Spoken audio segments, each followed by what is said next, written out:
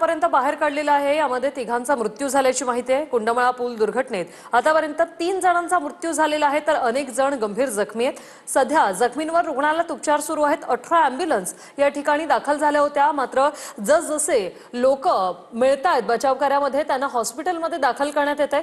गंभीर पर्यटकांवर रुग्णालयात उपचार सुरू आहेत। पुलाखाली जो व्यक्ती अडकलेला त्या पर्यटकाला जिवंत बाहेर काढण्यात एनडीआरएफला यश आलेलं आहे। त्या व्यक्तीला सध्या रुग्णालयात दाखल केलेलं आहे।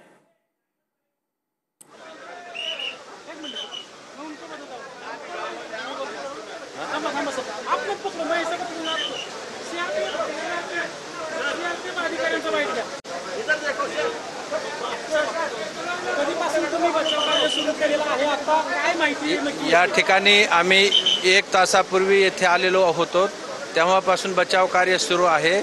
आतापर्यंत बचाव कार्याला आम्ही प्रतिसाद दिलेला आहे आणि या ठिकाणी एनडीआरएफच्या 2 टीम, सीआरपीएफचे 45 ते 50 जवान अधिकारी वर्ग या ठिकाणी उपस्थित आहेत आणि आम्ही एनडीआरएफला संपूर्ण सहयोग देत आहेत। त्यांच्या मदतीने बचाव कार्य सार्वजनिकरित्या चालू आहे। यामध्ये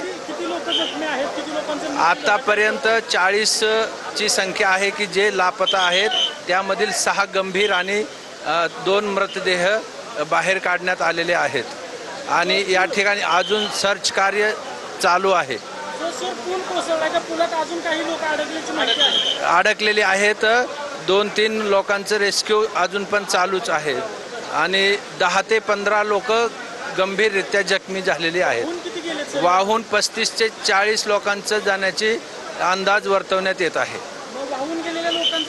पुढे आमची एनडीआरएफची टीम पुढच्या पाण्याच्या परिसरात 4 बोटीच्या माध्यमातून त्यांचं सर्च चालू अभियान आहे। या ठिकाणी एनडीआरएफ, सीआरपीएफ, सिव्हिल पोलीस तिन्ही आणि सर्व प्रशासनिक अधिकारी वर्ग या ठिकाणी उपस्थित आहेत। यांच्या मार्गदर्शनाखाली हे बचाव कार्य खूप प्रचंड वेगाने चालू आहे। मृतांची संख्या वाढू शकते निश्चितच, कारण की 40 लोक लापता आहेत। त्यांचा शोध घेणं खूपच कठीण आणि सध्या पाऊस पण चालू आहे। वरी जास्त पाऊस झाल्यामुळे नदीला पूर आलेला आहे, पाण्याला वेग खूप आहे, यामुळे खूपच त्रास होत आहे। बचाव कार्यात नेमका काय अडथळा येतोय आणि पावसामुळे पाण्याचा स्तर वाढत आहे आणि पाऊस चालू असल्यामुळे या स्थानिक लोक पण या ठिकाणी खूप जमा झालेले आहेत। सगळ्यांच्या मध्ये एक भीतीचं वातावरण, कारण की कुठल्या घरातून किती लोक बाहेर गेल्यात हे निश्चितपणे स्पष्ट होत नाहीये। कधीपर्यंत हे बचाव कार्य चालणार आहे? आणि जोपर्यंत या ठिकाणी सर्व म्हणजे रिपोर्ट लागणार, आता सगळ्यांना कळालं असेल की आमच्या घरातून इतके व्यक्ती गेल्यात, तर त्या ठिकाणी शिनाख्त हे चालू करण्यात येईल।